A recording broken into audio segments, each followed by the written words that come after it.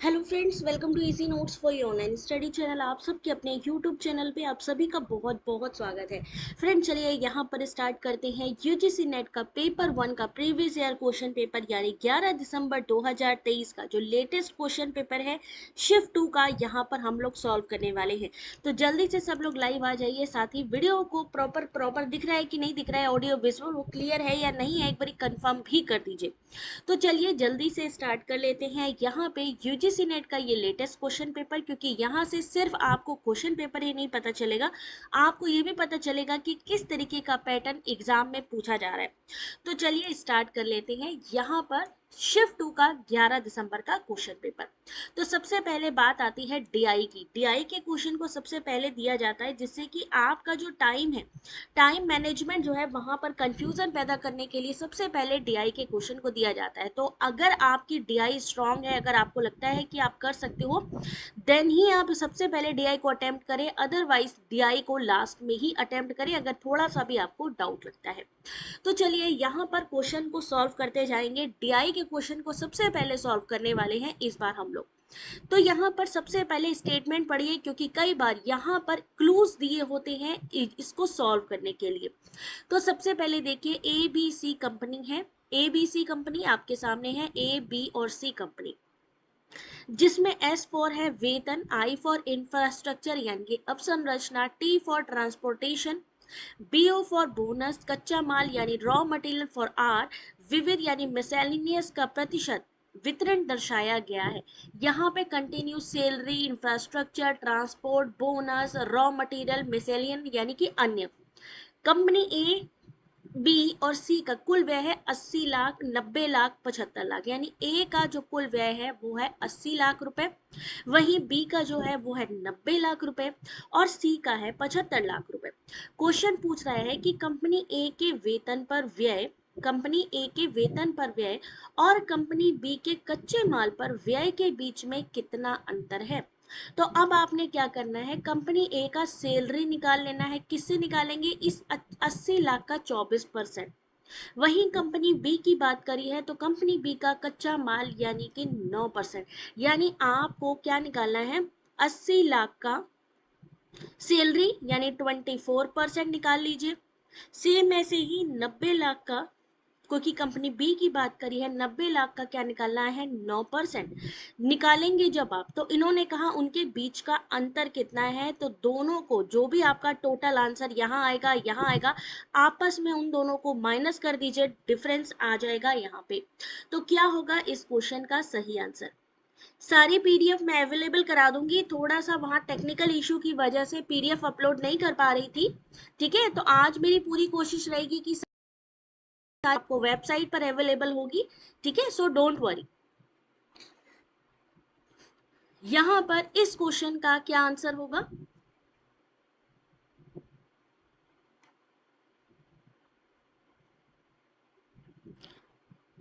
जिस तरीके से बताया है उस तरीके से ही आपको इसको सॉल्व करना है।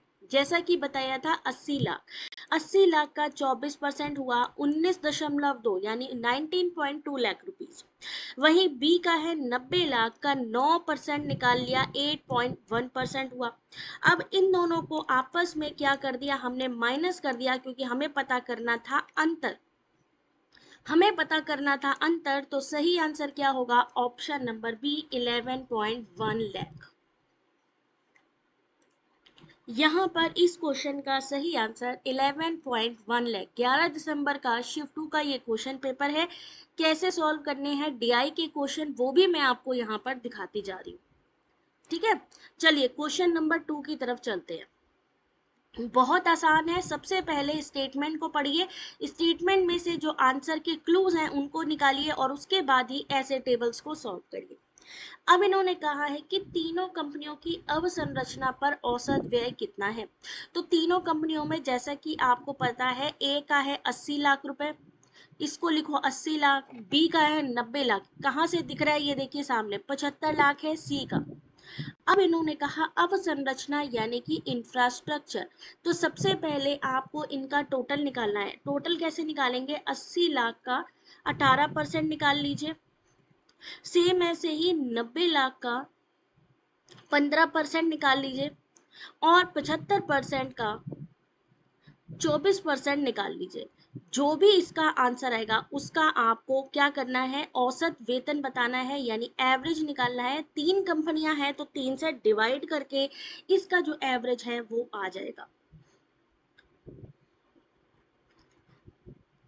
अवसंरचना यानी कि इंफ्रास्ट्रक्चर।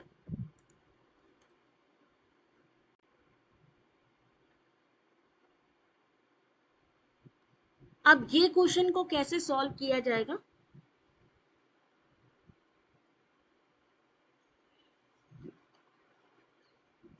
इस क्वेश्चन को सॉल्व करने के लिए जैसे आपको बताया है कि ए का 18%, बी का 15%, सी का 24% निकाल लिया।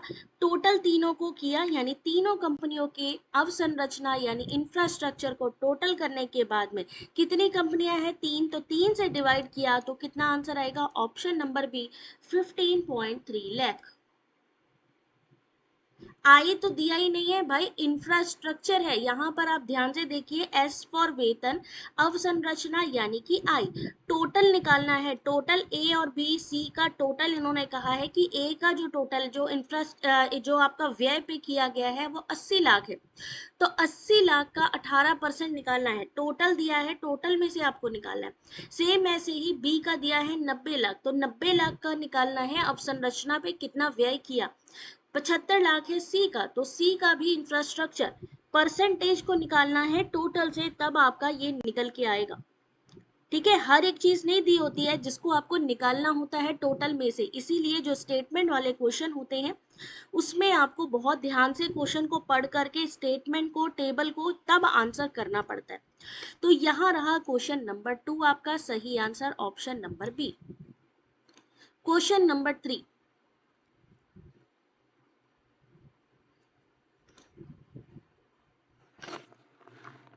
अब क्वेश्चन नंबर 3 क्या कह रहा है कि यहाँ पे कंपनी वार व्यय, सबसे पहले यहाँ पर अपना देख लीजिए कि ए बी सी का टोटल कितना है। ठीक है, उसके हिसाब से लगाना है। तो कंपनी सी का जो वेतन है, कंपनी सी का टोटल है हमारा 75 लाख रुपए।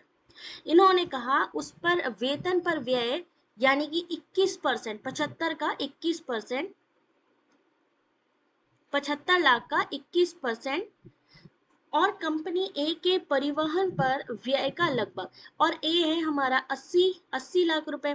तो इसका क्या निकालना है, ट्रांसपोर्टेशन, टी फॉर ट्रांसपोर्टेशन। यहाँ पे देखिए टी फॉर ट्रांसपोर्टेशन। तो हमने क्या किया, ए का 80 लाख का 15% निकाल लिया। अब इन्होंने कहा सी का वेतन पर व्यय कंपनी ए के परिवहन व्यय का लगभग कितना है, यानी सी के वेतन को लिखिए ऊपर, नीचे लिखिए ए के जो ए का परिवहन है इनटू कर दीजिए अंतर, तो आपको पता चल जाएगा कि उसका लगभग कितना प्रतिशत है। ये चीजों को धीरे धीरे ध्यान से देखेंगे तो क्वेश्चन के आंसर मिलेंगे। अदरवाइज याद रखिए, ये जो 5 क्वेश्चन होते हैं ना डीआई के, ये माइलस्टोन होते हैं। अगर आपने इनको क्लियर कर लिया ना तो समझ लीजिए आपके 10 मार्क्स तो वहां कंफर्म हो जाएंगे।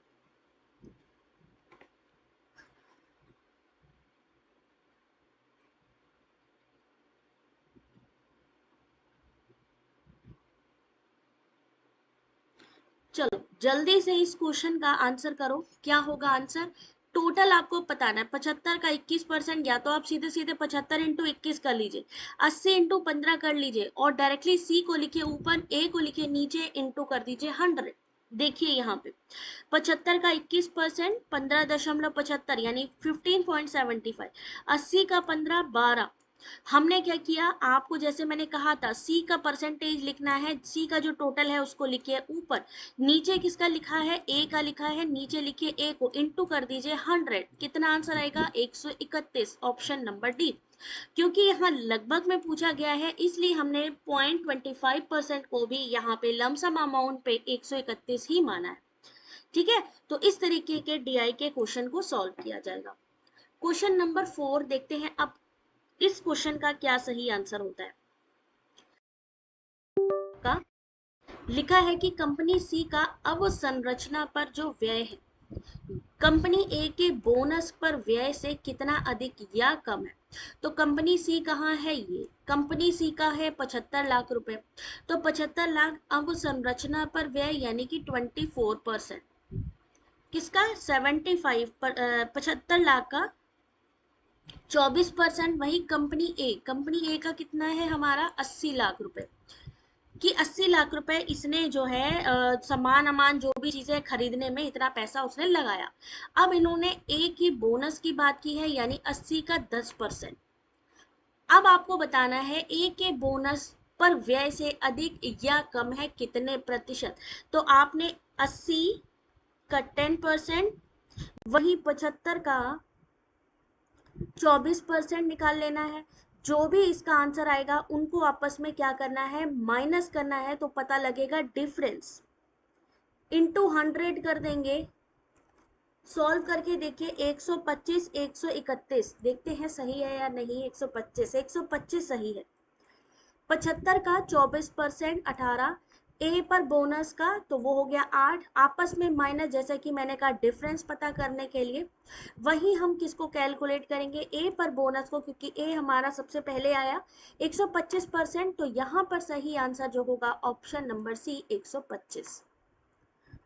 क्वेश्चन नंबर 5 बहुत आसान क्वेश्चन है। कंपनी ए की अवसंरचना पर व्यय, पहले अगर आपने रफ पेपर पे काम किया होगा तो आपको ए का अलग से कैलकुलेट करने की जरूरत नहीं पड़ेगी। 18%, ए का है 80 लाख, 80 लाख का है 18% निकाल लीजिए। कंपनी बी का है कितना हमारा 90 लाख रुपए, तो 90 लाख का परिवहन यानी कि ट्रांसपोर्ट निकाल लीजिए 14%। और उनका अनुपात बताना है यानी 80 का 18% निकाल लीजिए, वही 90 का 14% निकाल लीजिए। निकालने के बाद इन दोनों का अनुपात बताना है कितना होगा। शीतल, दीपशिखा, गगनो, अब्दुल्ला, आंसर करो बेटा जल्दी से। नेहा, शिवानी, विशाल, रोशनी, मोना, अभिषेक, इस क्वेश्चन नंबर 5 का क्या आंसर सही निकलेगा।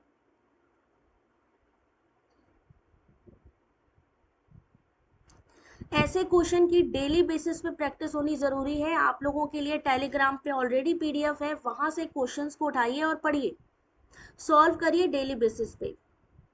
कल जो क्लास हुई थी उसकी अभी पीडीएफ मैंने अपडेट नहीं करी है वेबसाइट पे, जैसे ही अपडेट करूंगी मैं आप लोगों को इन्फॉर्म कर दूंगी, ठीक है, तो डोंट वरी। क्वेश्चन नंबर 5, जैसा कि आपको कहा है ए की अवसंरचना 80 लाख का 18% निकालना था 14.4, बी का परिवहन पे 12.6, और वहीं इसका अभीष्ट अनुपात जो निकलेगा वो निकलेगा 8 और 7 का। डिवाइड करेंगे इसको, हम 2 से डिवाइड कर सकते हैं, 8 और 7 का अनुपात आ जाएगा यानी कि ऑप्शन नंबर डी। अगर आपके यही यहाँ पे ये जो 5 क्वेश्चंस डीआई के होते हैं, अगर अच्छी प्रैक्टिस कर लेंगे गाइस 10 मार्क्स आपके कंफर्म हो जाएंगे। ये जो ऐसी यूनिट होती है ना, चाहे ये आपकी ये जो 5 क्वेश्चंस की होती है, चाहे आपकी डीआई हो चाहे वो आरसी हो, ये बहुत इंपॉर्टेंट होती है। क्योंकि आरसी की भी अगर आपने 10 क्वेश्चन सही 5 क्वेश्चन सही कर लिए तो सीधा सीधा 20 मार्क्स तो आपके यहीं से आ गए। उसके बाद थ्योरी आपको कंप्लीट करनी होगी, लेकिन फिर भी आपका आधा पेपर तो यहीं से आ जाता है, इसलिए जितनी ज्यादा हो सके इसकी प्रैक्टिस कीजिए। चलिए क्वेश्चन नंबर 6 आपके सामने। क्वेश्चन नंबर 6 आप सभी के सामने है, देखते हैं कितने लोग सही आंसर करते हैं। प्रकाश रासायनिक धूम कोहरा के निर्माण के लिए निम्नलिखित में से कौन सा आवश्यक है। Water vapour, sunlight, high temperature, उच्च तापमान या स्नो।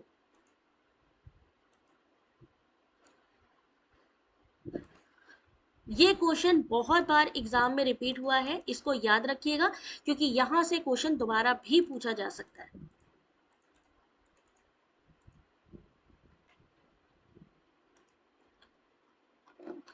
प्रकाश रासायनिक धूम कोहरा के निर्माण के लिए जो सबसे इंपॉर्टेंट है वो है सनलाइट। प्रकाश रासायनिक धूम कोहरा के निर्माण में सूर्य का प्रकाश आवश्यक है। ये तब बनता है जब सूर्य का प्रकाश प्रदूषक नाइट्रोजन ऑक्साइड और वाष्पशील कार्बनिक यौगिक यानी वीओसी के मिश्रण के साथ एक भूरे रंग की धुंध पैदा करता है। इसे लॉस एंजलिस धूम कोहरा भी कहा जाता है। किसके साथ बनता है ये, नाइट्रोजन ऑक्साइड और वीओसी के साथ में, NOx और VOC। क्वेश्चन नंबर 7, ये क्वेश्चन भी most of the time repeat हुआ है आपका। बहुत बार रिपीट हुआ है, तो आंसर करिए यहाँ पे इस क्वेश्चन का, देखते हैं कितने लोग आंसर कर पाएंगे। Spyware, fishing, ransomware, farming. Spyware, fishing, ransomware, farming, और मैचिंग है आपके सामने।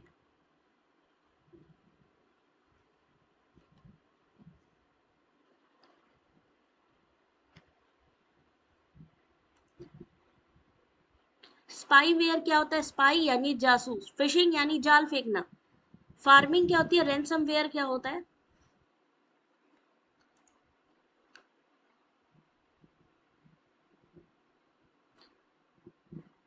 ये फर्स्ट पेपर ही है, यूजीसी नेट पेपर 1। सही आंसर है ऑप्शन नंबर 1। स्पाईवेयर क्या चीज होती है? स्पाईवेयर है की प्रोसेस को रिकॉर्ड करने को, उसे तीसरे पक्ष को भेजने के लिए उपयोग किया जाने वाला की लॉगर।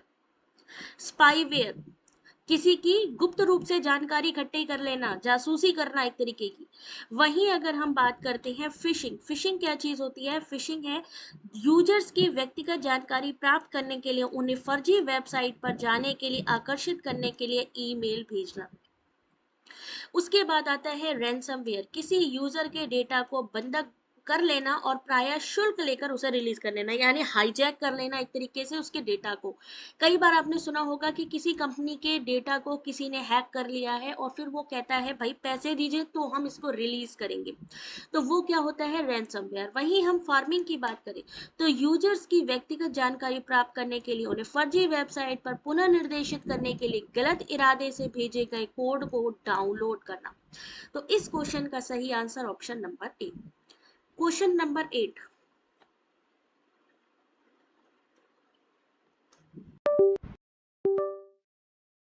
देख सकते हैं नेशनल एजुकेशन पॉलिसी से ये लॉन्ग क्वेश्चन आप सभी के लिए।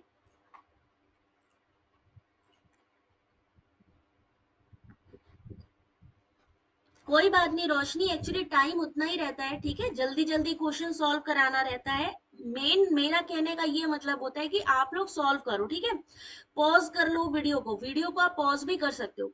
पॉज कर लो और फिर देखो कि जो हम क्वेश्चन का आंसर कर रहे हैं वो सही है या नहीं। टाइम लग रहा है कोई बात नहीं, हमें आंसर करेक्ट चाहिए होता है, ठीक है। तो वो कोई बात नहीं है, आप बाद में भी आंसर निकाल लो, लेकिन कमेंट में जरूर बता दो कि हमारा ये आंसर ऐसे निकला। क्वेश्चन नंबर 8, सही आंसर है डी। पहला गलत है और दूसरा सही है। राष्ट्रीय शिक्षा नीति के अनुसार भारतीय उच्च शिक्षा आयोग का एक अंगक सामान्य शिक्षा परिषद उच्च शिक्षा संस्थानों के प्रत्यापन के लिए उत्तरदायी होगा, ये गलत है। राष्ट्रीय शिक्षा नीति देख लीजिए ध्यान से, यहां से क्वेश्चन आएगा। राष्ट्रीय शिक्षा नीति ने उच्च शिक्षा के लिए एकल व्यापक उच्च निकाय, यानी एक ऐसा उन्होंने निकाय बनाने की बात करी है जिसको नाम दिया है HECI, भारतीय उच्च शिक्षा आयोग के निर्माण का प्रस्ताव दिया। HECI में 4 स्वतंत्र ऊर्ध्वस्त हैं जिसके 5 जिनके नाम है, यानी इसमें किस किस को शामिल किया जाएगा भारतीय उच्च शिक्षा आयोग में? भारतीय राष्ट्रीय उच्च शिक्षा नियामक परिषद GEC को, HEGC को, और NAC को यानी राष्ट्रीय प्रत्यायन परिषद। सामान्य शिक्षा परिषद उच्च शिक्षा कार्यक्रमों के लिए अपेक्षित सीखने के परिणामों का ढांचा तैयार करेगा और उनके मानक निर्धारण का कार्य करेगा।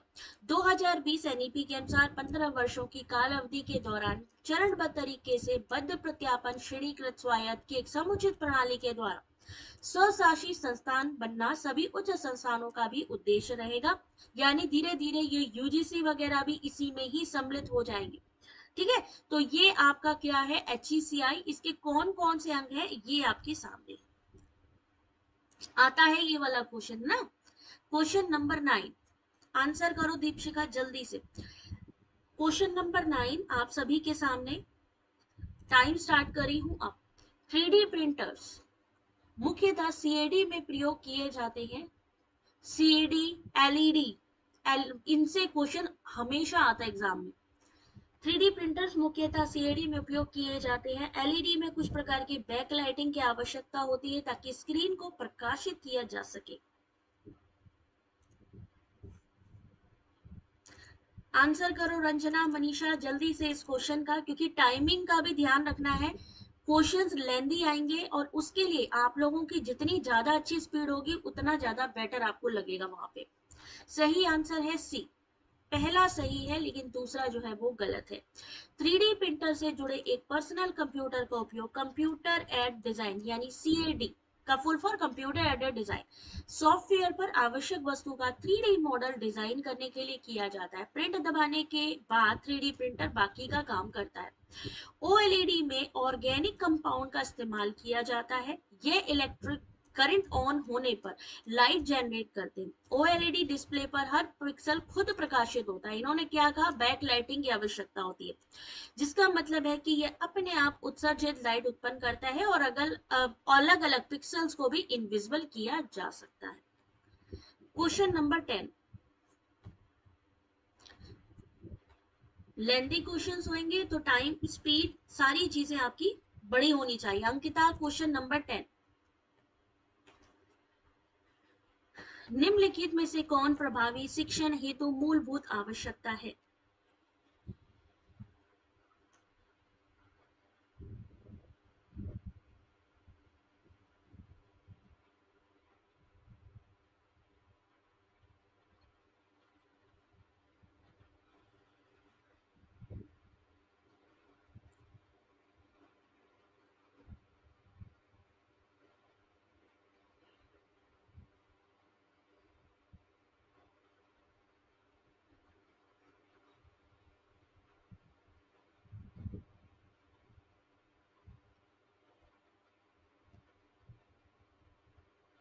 चलो देखो इस क्वेश्चन का सही आंसर, क्वेश्चन नंबर 10 सही आंसर है बी। निम्नलिखित में से कौन प्रभावी शिक्षण के लिए मूलभूत आवश्यकता है? तो पर्याप्त संसाधन और प्रौद्योगिकी। बिल्कुल, मैं सारी पीडीएफ अपडेट कर दूंगी। थोड़ा सा वहां पे टेक्निकल इशू था, साइट ओपन नहीं हो पा रही थी। ठीक है, तो डोंट वरी, मैं सारी ही पीडीएफ अपडेट कर दूंगी अभी। Option number B, question number 11, देखते हैं ये कितने लोग सॉल्व करते हैं इस क्वेश्चन का सही आंसर।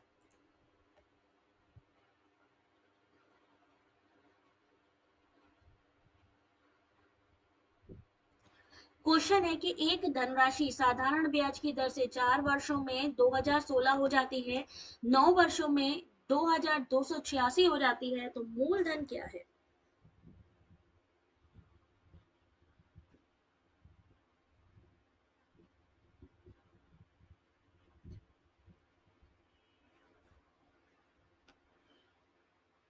मूलधन का क्वेश्चन, औसत का क्वेश्चन, ब्याज चक्रवर्ती ब्याज का क्वेश्चन, इस तरीके के क्वेश्चन सबसे ज्यादा एग्जाम में पूछे जाते हैं और बार बार रिपीट होते हैं, बेसिक है।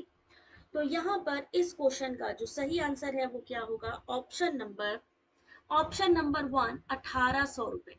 मूलधन है 1800, 5 वर्ष का ब्याज। तो सबसे पहले डिफरेंस देखिए, कितने का डिफरेंस है? 270 का।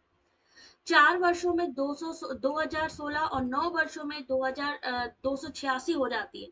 तो 4 वर्षों का ब्याज डिवाइड करेंगे, मूलधन कितना आएगा? 1800।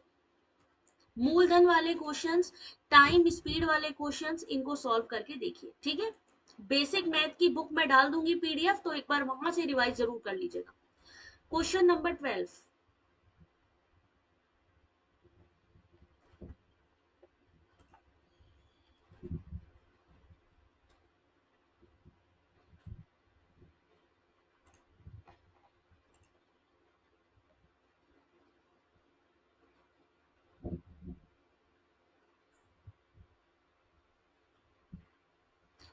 आधुनिक सूचना प्रौद्योगिकियों में प्रवृत्तियों के संबंध में कौन सा कथन प्रासंगिक है?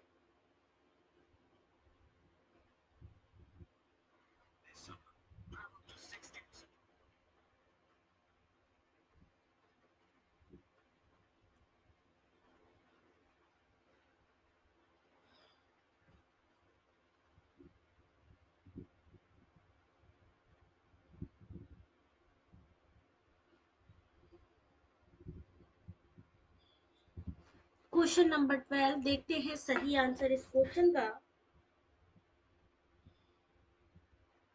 ज्वाइन बटन से मनीषा आप ज्वाइन कर सकते हो। ठीक है, जिसको भी मेंबरशिप लेनी है आप लोग हमारे जाओगे वहां पे एक ज्वाइन बटन बना हुआ है, डायरेक्टली वहां से आप लोग इसको ज्वाइन कर सकते हो।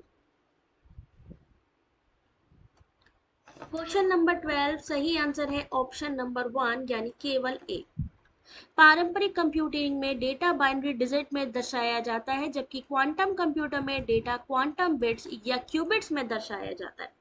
वाईमैक्स का पूरा नाम है एक वायरलेस कम्युनिकेशन का मानक वाईमैक्स यानी world wide interoperability for microwave access, जिसे कि मेट्रोपोलियन एरिया नेटवर्क यानी मैन को बनाने के लिए खास तैयार किया गया। ये वाईफाई के समान ही होता है और इसमें कनेक्ट होने वाले डिवाइस और इसकी रेंज वाईफाई से कहीं ज्यादा होती है। वाई मैक्स से इस समय सबसे ज्यादा क्वेश्चंस आ रहे हैं कि वाई मैक्स क्या होता है, तो इसके लिए आप लोग ये जो एक्सप्लेनेशन दिया गया है, चाहो तो स्क्रीनशॉट भी ले सकते हो, एक्सप्लेनेशन इसको पढ़ लेना, क्योंकि वाई मैक्स के बारे में आपका दोबारा भी पूछा जा सकता है। क्वेश्चन नंबर 13,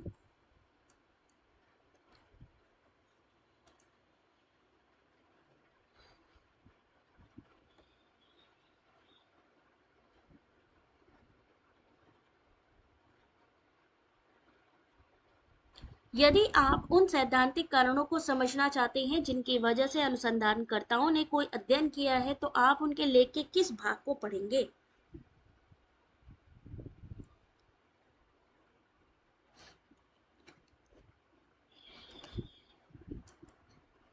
अबस्ट्रैक्ट यानी सार को, इंट्रोडक्शन यानी प्रस्तावना, डिस्कशन यानी चर्चा, मैथोलॉजी यानी क्रियाविधि। क्वेश्चन नंबर 13 सही आंसर है ऑप्शन नंबर बी इंट्रोडक्शन। एक प्रस्तावना यानी इंट्रोडक्शन एक शोध लेख, थीसिस, समीक्षा, सम्मेलन की कार्यवाही या किसी विशेष विषय के गहन विश्लेषण का एक संक्षिप्त सारांश होता है। यदि आप उन सैद्धांतिक कारणों को समझना चाहते हैं जिनकी वजह से अनुसंधानकर्ताओं ने कोई अध्ययन किया है, तो इंट्रोडक्शन में वही चीज होती है कि भाई क्या किया है, किसकी वजह से आपने किया है। ठीक है, कोई बात नहीं मनीषा, आप टेलीग्राम पर भी डायरेक्टली हमसे कांटेक्ट कर लेना। टेलीग्राम पर भी हम आपको लिंक प्रोवाइड कर देंगे, डायरेक्ट टेलीग्राम से भी आप लोग मेंबरशिप ले सकते हो। डोंट वरी, अगर यूट्यूब से ना हो पाए तो वहां से भी टेलीग्राम से आप ले सकते हो। क्वेश्चन नंबर 13 के बाद क्वेश्चन नंबर 14, ये क्वेश्चन कितनी बार पूछा गया क्वेश्चन है? थम्स अप करो जिन्होंने ये क्वेश्चन सबसे ज्यादा बार देखा गया और सोच सकते हैं कि 11 दिसंबर के क्वेश्चन पेपर में भी आया है। इसका मतलब है आपके पीवाईक्यू रिपीट होते हैं, पीवाईक्यू रिपीट होते हैं, हो सकता है उनका फॉर्मेट दूसरा हो, तरीका दूसरा हो सकता है स्टेटमेंट में हो सकता है मैचिंग में हो, बट रिपीट होते हैं। सिक बिल्डिंग सिंड्रोम किसके कारण होता है? Question number 14।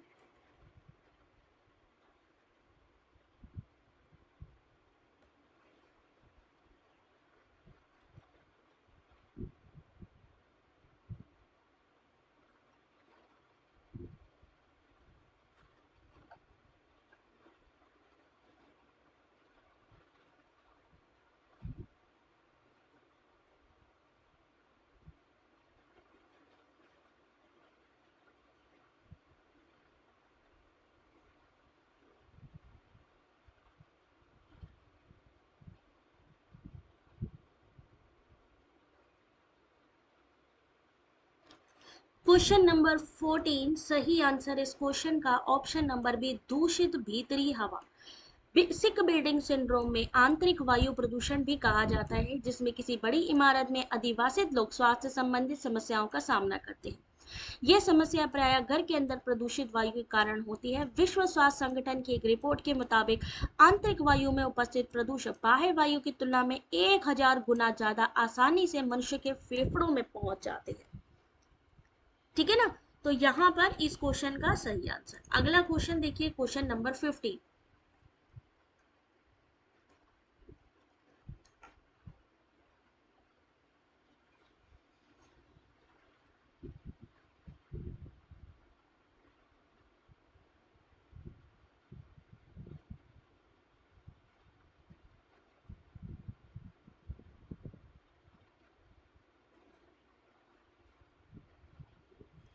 सोच सुझाव देते हैं कि अधिकांश विद्यार्थी अपने शैक्षणिक जीवन वृत्ति में कुछ बिंदुओं पर अनुचित साधनों का प्रयोग करते हैं।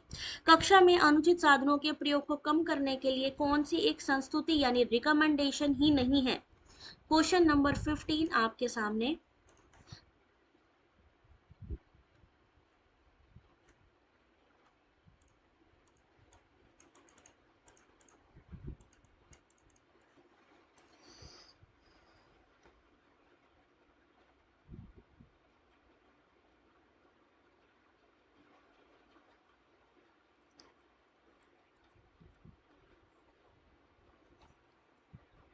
इसमें से कौन सा रिकमेंडेशन नहीं है? अगर हम मान लीजिए कोई ऐसा काम कर रहे हैं, कुछ चीटिंग कर रहे हैं, समकक्षों के बीच निर्दिष्ट कार्यों को करने में आवश्यक अनुसमर्थन, आशंका, चिंताग्रस्त कम करने हेतु परस्पर सहयोग को प्रोत्साहित करना, ग्रेड पर फोकस को कम करना, विद्यार्थियों को ऐसी सामग्री प्रदान करना जिनकी जानकारी उन्हें होनी चाहिए, अनुचित साधनों के प्रयोग, उनके आरोपित प्रतिफलों के बारे में स्पष्ट मार्गदर्शन जो उनकी कठोरता के कारण दूसरे विद्यार्थियों को निवारित करते हैं, विद्यार्थियों को निर्दिष्ट कार्यों परीक्षणों को ठीक प्रकार से तैयारी को सुनिश्चित करना।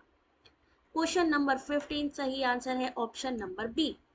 शोध सुझाव देते हैं कि अधिकांश विद्यार्थी अपने शैक्षणिक जीवन वृत्ति में कुछ बिंदुओं पर अनुचित साधनों का प्रयोग करते हैं, तो उसके लिए ग्रेड पर फोकस को कम करना, विद्यार्थियों को ऐसी सामग्री प्रदान करना जिनकी उन्हें जानकारी होनी चाहिए, एक असंस्तुति नहीं है। Question number 50। क्वेश्चन नंबर 16, ये क्वेश्चन भी बहुत बार पूछा गया क्वेश्चन है।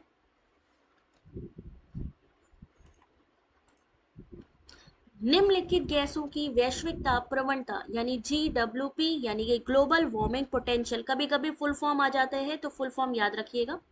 Global warming potential of the following gases, सही क्रम बताना है किसमें सबसे ज्यादा ताप होती है। वैश्विक ताप प्रवणता यानी कौन सबसे ज्यादा जो है तापमान को गर्म करने में जो है मदद करती है, उसको बढ़ावा देती है, तो उस हिसाब से आपको आरोही क्रम में लगाना है। Question number 60।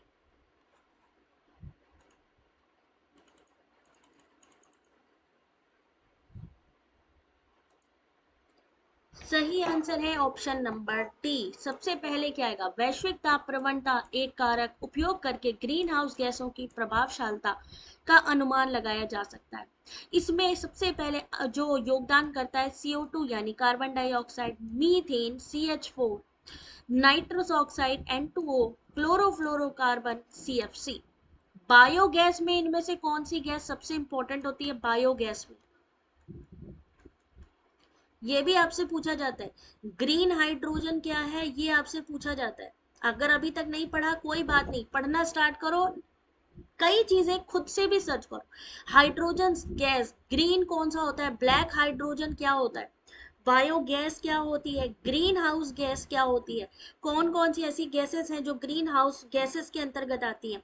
पीएच वैल्यू क्या चीज होती है ना? Methane, very good, methane biogas में सबसे इंपॉर्टेंट मानी जाती है। अगला क्वेश्चन, क्वेश्चन नंबर 70।